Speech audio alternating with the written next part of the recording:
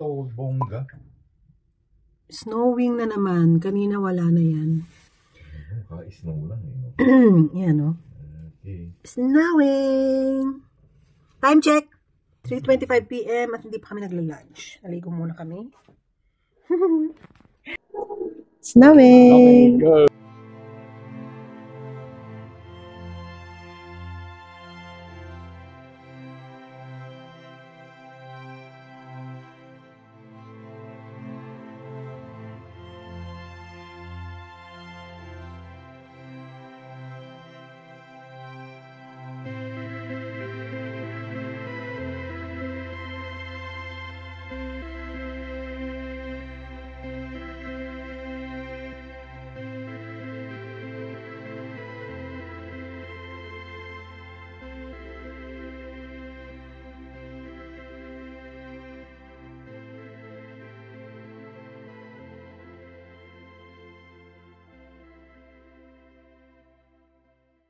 So, ayun na nga guys.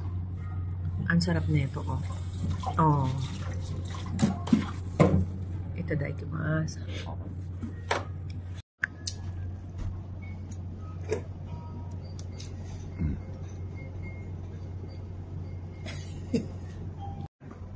So. Okay. Mainit ba? Ano ko mainit? Yung iba hindi ko na nakuhanan guys. Kasi ito masarap to. Sobrang sarap nito. Makunat-kunat siya. Ano daw siya? Fish na amberjack. Tapos ito soup. Bawal kuhanan yung ano eh.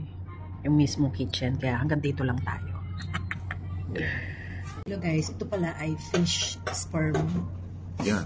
Sperm. Mahirap siya kaya pala madulas. Ay! Oo. So first time po kami nakakain ng fish sperm. Taste good. Fishy 콘. Yeah.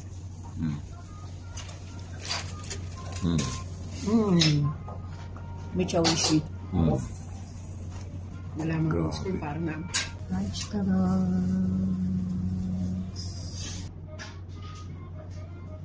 Okay guys, itong fish sperm ay only winter daw at delicacy ng Japan. Only in Japan lang meron ito. It tastes good Yeah. Taste good. Kanina sarap na sarap ako pero nalaman ko fish sperm siya. Parang teka lang. Wait lang. And the best daw yan dapat good combination with sake drink. Sake? I don't drink. Pero okay na rin siya. Unique. Unique. Ito naman yung kanilang dinner. Fish. Grilled fish. Hindi ko alam kung ano to guys. Ano daw? Basta ganun. So, ito crab ba to? Yeah. Crab.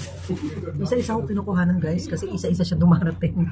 Parang ano, France style. Ganun. Salmon. Salmon. Ito ay ginger. Pero salmon nila sarap. Okay. Ay, hindi po saguyan. Maki.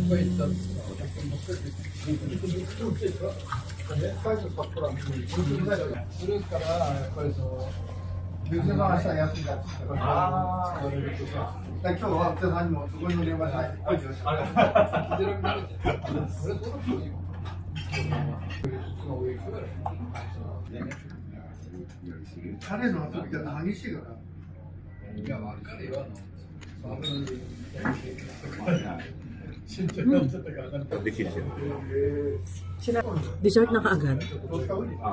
Yun na po yun. Yun yung 15,000. Masarap siya. Japanese food. Talagang dito galing sa Japan. Kaya lang, mahali. Para sa akin, pricey. Kasi, parang kulang. Thank you. Ito ay dessert. Matcha and strawberry. Kasi lahat ng sinaserve, delicacy yun. Japanese delicacy. Japanese delicacy. Tulad ng fish sperm. Wala naman ikaw makikita ganun sa iba. Sa totoo lang. Right? And so many kind of fish na sila lang yung mga black. Green tea. Hindi ko alam. Tikman muna natin. Green tea nga, guys. Malalasahan mo naman pag budget. Okay, finally, dito na kami sa labas. Dito kami kumain sa B1. Sa may B1, sushi at sushi betting. And napaka-social ng restaurant niya. Mga kilos, guys. Ay, akala niya nagbabantay tayo. Halika, labas na tayo. So, tapat siya ng Sapporo Drugstore. Ayan. Dito sa Tanuki Koji. Teka lang, di pa ako nakaka-get over sa kinain. Okay. Basta kaming kumain ng sushi. At first time kong makakain ng sperm ng fish. Doon lang sa Natsume Bete. Yeah. Masarap naman yung taste. Kaya lang, nung nalaman ko na yun nga, ano siya ng fish, sperm ng fish, parang nag-ano na yung mind ko, naglaro na yung mind ko. Pero okay naman ang lasa, okay siya. Paano ba i-explain yun? Okay, now, natapos lang namin sa aming semi-dinner. Appetizer lang ho, but it was a very, very fine dining Japanese restaurant. Kasi ho, ang sinaserve po nila, it's majority are all delicacy. Tulad ng fish sperm, diyan mo lang matitikman. Only in Japan. And plus so many kind of fish that is not familiar with us, but they are serving like meron silang isang fish doon na parang chewable. Yeah. Yaomao kaya. Yeah. This is the best ramen daw so far in Sapporo. And there are so many people are queuing here in front of this drugstore and cosmetic. I don't know. It's It was written in Japanese characters or nearby in the Second Street mobile shops. Yan po. And yun po yung aming na-experience ngayon. Maraming kaming nakain doon na kakaiba po. Na hindi po namin natitaste ng regular, hindi po yung normal na mga fish lang po natitaste namin. Marami siyang sinabi sa amin na fish, but we cannot understand dahil hindi namin kilala. And it's a very good experience. And nakapag-taste po kami ng ganyan. Thanks God. It is a very fine one. Very, very fine restaurant ng Japanese. At ang sabi, bago kami pumunta dito, nirecommend sa amin ng tour guide itong Yamao Kaya. Siguro ito bestseller. Ang price range niya between 1,170 and 1,390. Sa tapat siya ng Second Street, Mobile. Basta itong parang donkey. Pero hindi ito donkey eh. Drug and cosmetic. Ayan, sa tapat siya niyan. Along Tanuki Koji. Mga bago to eh. Nung pumunta kami dito, wala itong mga to eh. At ang pila niya guys, wait, pakita ko sa inyo. Siguro mga less than 10 minutes nandito kami. Yamao Kaya. 122.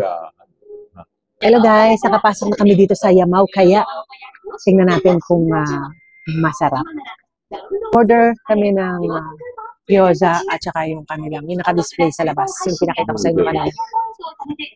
Tingnan natin kung masarap siya kasi recommended siya ng tour guide namin na si Macy. Tour guide namin sa snow activities. At saka yung kinainan namin kanina sa yung chef sa ano? Natsume.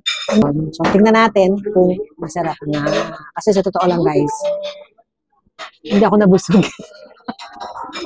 Hindi ako nabusog doon sa kinain namin kanina. Pero masarap naman siya yung ibang sushi, masarap. Kaya lang yung iba, hindi ko masyadong nagustuhan. Medyo pricey. Pricey siya. So sa peso, yung kinain namin kanina, umabot kami ng mga sa peso, 13,000 pesos. Tigko konti na yun Parang sila yung version na French style. Habang naghihintay tayo ng food dito sa Yamao Kaya, gusto ko lang i-share sa inyo yung snow activities na na-spend doon. Overall, lahat-lahat na yun, yung part 1 and part 2 na pinakita ko sa inyo, nasa sa 120 plus peso. 120,000 plus peso. Nandun na lahat. Okay naman yung service, okay naman yung service ni Macy. Line lahat bago kami pumunta dito sa Hokkaido. Kasama na yung aming stay sa Onsen Hotel. Basta nandun na lahat sa sa 120. Except meals, yung mga lunch, dinner, ganun.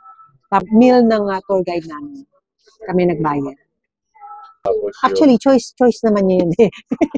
Pwedeng siya ang magbayad. Tapos, parang kanya-kanya, KKB sa atin. Pero, syempre, bless tayo. Kaya, bless others. Ang free meals lang dun sa Onsen Hotel, breakfast and dinner. Traditional food nila. Ito na ang food. Dumating na. Kuhanan natin. Ramen. Uy, mukhang spicy to Mukhang spicy. Ingat lang. And the gyoza. Maaroma siya. May sili. Tikman natin ang soup ng pinipilahan sa Yamao kaya.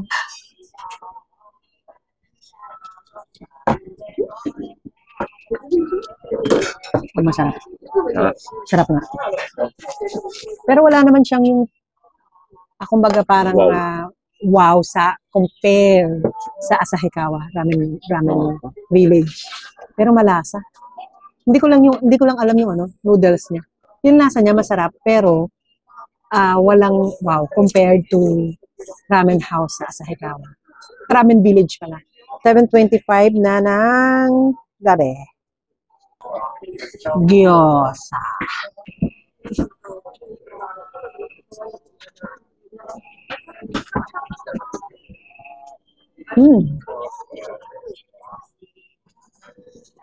Kahit wala siyang sausawan, masarap yung gyoza. Yung gyoza niya masarap. Yung ramen, masarap din naman, kaya lang nanggaling kasi kami sa sa Asahikawa. Ang pinakamasarap na ramen noodles na nakain namin ay sa Asahikawa Ramen Village. Ayun, kung kayo pupunta sa Hokkaido, wag niyong pakakawalang puntahan ang Asahikawa Ramen Village. Talagang highly recommend. At yung gyoza nitong Yamao kaya ay masarap. Napakanin ako Rice please. Punta na kami ng Donkey. Ito lang Donkey. Bibili na mga anek-anek. Daming tao ngayon Today is Saturday. That's why. Let's go inside Donkey. Ito. Ito ay for tired eyes. Yung ayan. Ito, tong pink maroon for blurry eyes. May kakulay ng nail polish ko. Tapos regular tong isa. Regular lang, wala siya nakasulat. Parang regular lang. Wala. Okay.